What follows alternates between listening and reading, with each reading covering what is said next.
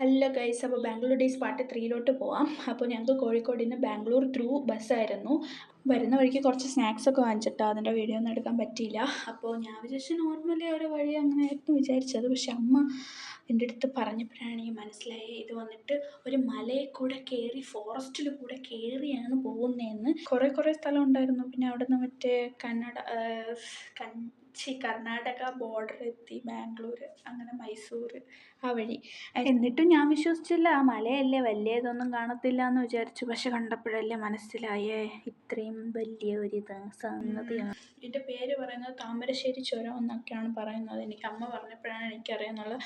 അതുവരെ എനിക്ക് ഇതിനെക്കുറിച്ച് ഒന്നും അറിഞ്ഞുകൂടായിരുന്നു. ഞാൻ ട്രിവാൻഡ്രത്ത് പൊന്മുടി പോയിട്ടുണ്ട്, പക്ഷെ ഇത്രയും യൂ ടേൺ ഞാൻ ഇതുവരെ കണ്ടിട്ടില്ല.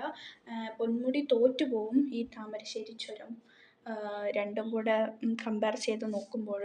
അപ്പോൾ അങ്ങനെ ഞങ്ങൾ നല്ല മഴയായിരുന്നു കേട്ടോ, നല്ല മഴയായിരുന്നു. സോ വീഡിയോ പുറത്തൊന്നും എടുക്കാൻ പറ്റിയില്ല.